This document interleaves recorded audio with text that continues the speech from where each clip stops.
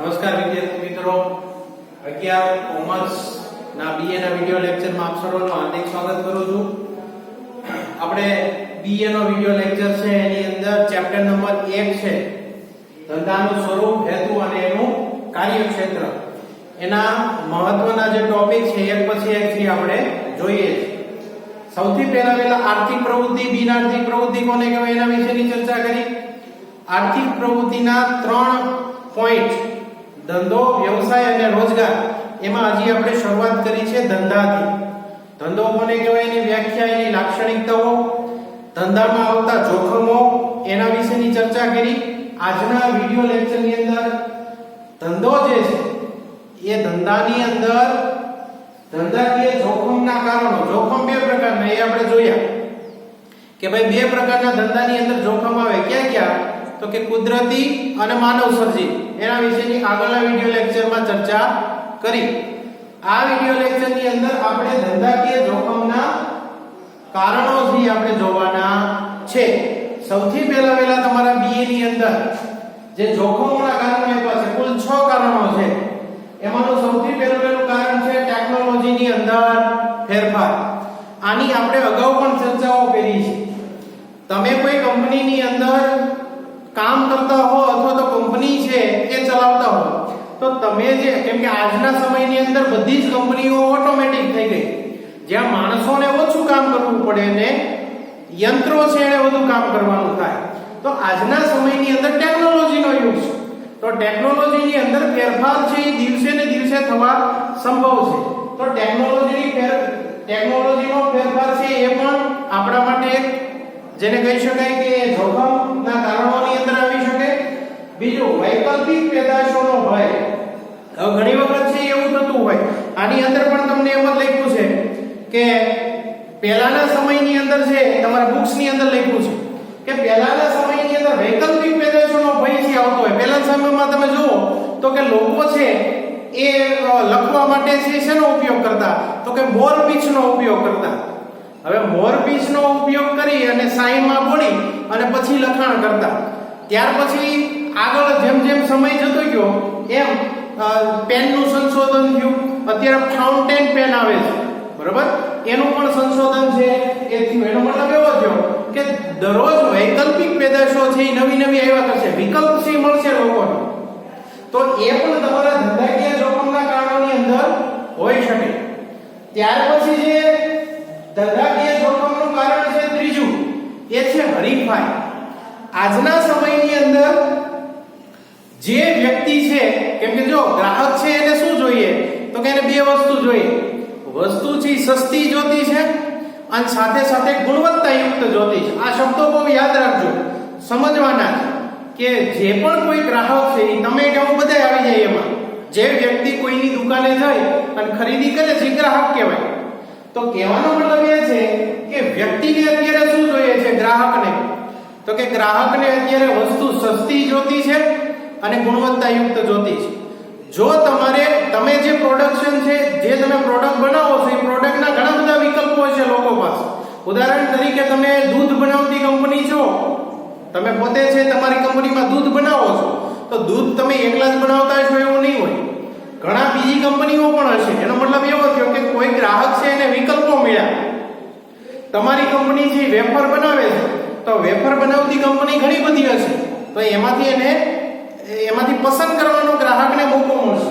તો હરીફાઈ છે એ સૌથી મોટામાં મોટું અત્યારના સમયની અંદર જેને કહી શકાય કે જોખમનું કારણ છે. ધંધાની અંદર, બિઝનેસની અંદર તમારે ટકી રહેવું હોય તો તમારે તમારી વસ્તુ છે ગુણવત્તાયુક્ત, સાથે સાથે બજારની અંદર બીજી જે કંપનીઓ છે એની કરતા સસ્તા ભાવમાં તમારે વેચવી પડે. તો જ તમે લોકો છે હરીફાઈની અંદર ટકી શકો, નહીંતર ટકી શકવાના નથી.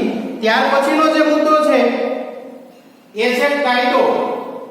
હવે કાયદો જે છે, દરેક દેશના પોતપોતાના કાયદા હોય.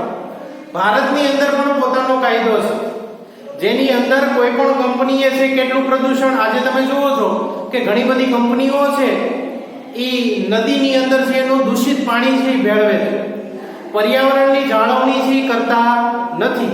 તો એની ઉપર કાયદેસરની કાર્યવાહી છે સરકાર કરતી હોય છે. સરકારે કરવી પણ જોઈએ. તો દરેક કંપની છે, દરેક ધંધાની ઉપર આ કાયદો છે એ કામ કરશે. કાયદો છે એ દરેક માટે સમાન હોય, બરાબર? તો એ કાયદાનું જોખમ છે એ પણ ધંધાકીય જોખમ છે, ધંધા ઉપર લાગુ પડતું જોખમ છે. સાથે માંગની અનિશ્ચિતતા, પાંચમું જોખમ, ધંધાકીય જોખમના કારણોની અંદર પાંચમું માંગની અનિશ્ચિતતા. હવે ઘણી વખત એવું થતું હોય કે કોઈ પ્રોડક્ટ છે એ એટલી બધી માર્કેટની અંદર ન ચાલતી હોય અને અચાનક એ પ્રોડક્ટ છે એની માંગ વધી જાય, ક્યારેક ઘટી જાય, ક્યારેક વધી પણ જાય. તો આ છે માંગની અનિશ્ચિતતા. લોકોનું નક્કી ન હોય. થોડાક સમય પહેલા એને કોઈ એમ કીધું કે આ વસ્તુ ન વપરાય તો એ ન વાપરે. થોડાક સમયમાં એમ થાય કે ભાઈ આ વસ્તુ છે વાપરવી જોઈએ, તો લોકો છે ખરીદવા પડે. એના કારણે શું થાય તો કે બજારમાં એનો ભાવ, બજારમાં મળતી ઉપલબ્ધતા એની કેવી છે? લિમિટેડ. એ એટલું બધું બજારમાં જે છે ને, તો આ માંગની અનિશ્ચિતતા. ઘણી વખત એક સાથે માલ છે મંગાવવો પડે આપણે.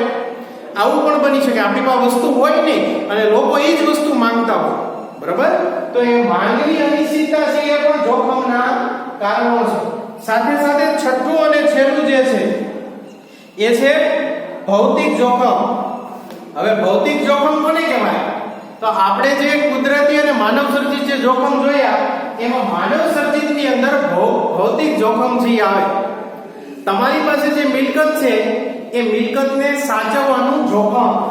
ઘણી વખત એવું થતું હોય તમારી પાસે જે બિલ્ડિંગ છે એ બિલ્ડિંગ કોઈ કુદરતી અથવા તો માનવ સર્જિત જોખમના કારણે એને નુકસાન થાય, અંદર રહેલા યંત્રો છે એ કોઈ કારણોસર બંધ પડી જાય, તો આવા જે સંજોગો છે એની અંદર તમારા ધંધા ઉપર જોખમ રહેલું છે. આ ભૌતિક જોખમ કહેવાય કે ભૌતિક વસ્તુઓને નુકસાન પહોંચાડે. ભૌતિક વસ્તુ કોને કહેવાય?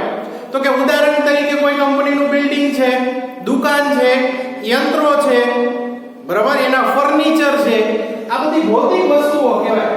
આ ભૌતિક વસ્તુને જે નુકસાન પહોંચાડે એને આપણે ધંધાકીય જોખમના કારણોની અંદર આવી શકે. તમારા BA ના પેપરની અંદર તમને પૂછાય કે ધંધાકીય જોખમના કારણો જણાવો, તો આ 6 કારણો છે. આ 6 કારણો તમારે લખવા પડે, બરાબર? મેં તો ખાલી અહીંયા ટોપિક લખ્યા છે અને સમજાવ્યા છે. તમારી બુક્સની અંદર તમને વિસ્તૃત રીતે એના વિશેની ચર્ચાઓ છે એ કરી છે. અહીંયા તમારો આર્થિક પ્રવૃત્તિનો ધંધા વિભાગ, ધંધો એટલે બિઝનેસ, એ આપણે અહીંયા પૂરો કરીએ છીએ. બીજો જે પાર્ટ છે, બીજા પાર્ટને કહેવાય વ્યવસાય. વ્યવસાયને અંગ્રેજીમાં શું કહેવાય? પ્રોફેશન. શું કહેવાય? પ્રોફેશન. હવે સૌથી પહેલા તો ધંધો એટલે આપણને ખબર પડી ગઈ કે જેની અંદર પ્રાથમિક મુદ્દો કયો હોય તો કે નફો કમાવાનો. જો નફો થાય તો ધંધો કરવો પોસાય, બાકી ધંધો કેવો શું કરવો પડે? બંધ કરવો પડે. આ વસ્તુ આપણે જોઈ લીધી. હવે જોઈએ વ્યવસાય. વ્યવસાય કોને કહેવાય? તો અંગ્રેજીમાં એને પ્રોફેશન કહેવાય. હવે એનો અર્થ તમને અહીં આપવામાં આવ્યો છે. જો સૌથી પહેલા અર્થ સમજશો એટલે પ્રોફેશન કોને કહેવાય એ ખબર પડી જશે. અર્થમાં શું કીધું છે તો કે વ્યક્તિ પોતાની વિશિષ્ટ આવડત, જ્ઞાન અને તાલીમ અને વ્યવસાયિક શિક્ષણ દ્વારા સેવા પૂરી પાડી અને બદલામાં ફી મેળવે. આ શબ્દ સમજવાનો છે. ફી મેળવે છે એને વ્યવસાય કહેવામાં આવે છે. બહુ સમજવા જેવી વસ્તુ છે. લખવું હોય તો લખી લેજો. વ્યક્તિ પોતાની વિશિષ્ટ આવડત, દરેક વ્યક્તિમાં કાંઈક ને કાંઈક આવડત પડેલી હોય જ. કોઈ વ્યક્તિ એમ કહેતો હોય કે મને આ વસ્તુ નથી આવડતી તો એને કંઈક બીજી વસ્તુ આવડતી હોય, પણ દરેક વ્યક્તિમાં કાંઈક કુદરતી કોઈક ને કોઈક પ્રકારની વિશિષ્ટ આવડત છે. કોઈકને સારું ભણાવતા આવડતું હોય, કોઈ વ્યક્તિને સારું ડ્રાઇવિંગ કરતા આવડતું હોય, કોઈ વ્યક્તિને સારું સંગીત વગાડતા આવડતું હોય, કોઈ વ્યક્તિને સારું ચિત્ર બનાવતા આવડતું હોય જે બીજા વ્યક્તિને નથી આવડતું. આ વિશિષ્ટ પ્રકારની આવડત છે, બરાબર? સાથે સાથે તમારું જ્ઞાન, દરેકની ભૌતિક એટલે કે માનસિક કેપેસિટી કેવી હોય? અલગ અલગ હોય. દરેક વ્યક્તિ છે એ માનસિક સ્ટેબિલિટી કેવી હોય? અલગ અલગ હોય. એ જ્ઞાન સાથે સાથે તાલીમ, જેને આપણે ટ્રેનિંગ કહીએ છીએ, આ ત્રણેય વ્યવસાયિક શિક્ષણ દ્વારા પૂરી પાડી અને બદલામાં ફી મેળવવામાં આવે. આ શબ્દ સમજવાનો છે. તમે તમારી આવડતનો ઉપયોગ કરી અને બદલામાં શું મેળવો છો? ફી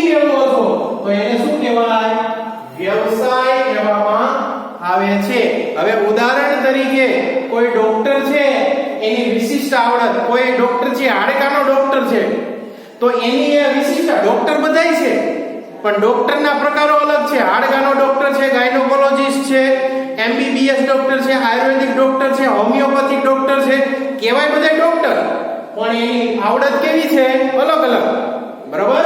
તો એ જ્ઞાન પણ એનું અલગ છે. જો આયુર્વેદિક ડોક્ટર છે એનું જ્ઞાન અલગ હશે, હોમિયોપેથિક ડોક્ટર હશે તો એનું જ્ઞાન અલગ હશે. આ બધા લોકો છે એના પોતાના જ્ઞાન અને આવડતથી શું મેળવે છે? તો કે લોકોને સેવા આપે છે અને સેવાના બદલામાં શું આપે? તો કે ફી મેળવે. તમે હાડકાના ડોક્ટર પાસે બતાવવા માટે જાઓ કે મને હાથ દુખે છે તો એના જ્ઞાનનો ઉપયોગ કરીને તમારું ચેકઅપ કરશે. ચેકઅપ થઈ ગયા પછી તમારે શું આપવું પડે? ફી આપવી પડે. અને આ જે તમે ફી આપો છો, સેવાના બદલામાં જે ફી આપો છો એને શું કહેવાય? વ્યવસાય કહેવામાં આવે છે.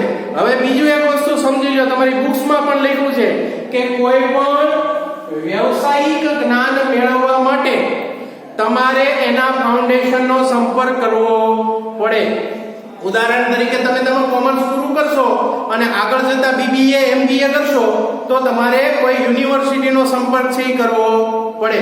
વકીલ છે તો વકીલાત કરવા માટે એને એનું જે કહી શકાય કે એનું ફાઉન્ડેશન છે એનો સંપર્ક કરવો પડે. ડોક્ટર છે તો ડોક્ટરના જે પણ કઈ રૂલ્સ એન્ડ રેગ્યુલેશન છે, આચાર સંહિતા જેને કહેવાય, એ આચાર સંહિતાનું પાલન છે એને કરવું પડે.